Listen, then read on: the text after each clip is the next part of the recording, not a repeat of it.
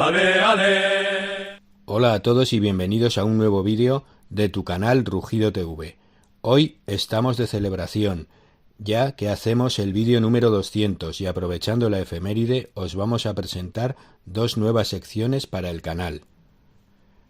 A las ya habituales de previa y pospartido de los equipos zaragozanos y el zarpazo, la nueva actualidad de cada uno de los equipos, y la específica sección del Real Zaragoza Made in 1932, vamos a unir dos espacios más.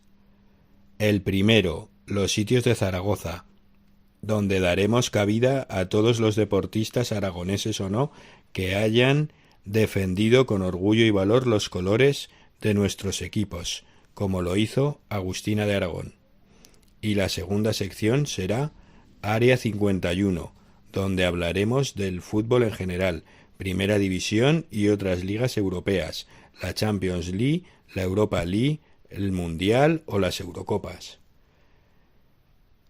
Y ya sabes, si te ha gustado el vídeo, dale like, compártelo, coméntalo y suscríbete al canal. También puedes seguirnos en redes sociales o puedes ponerte en contacto con nosotros. Seguiremos mejorando cada día y nos vemos en el próximo vídeo.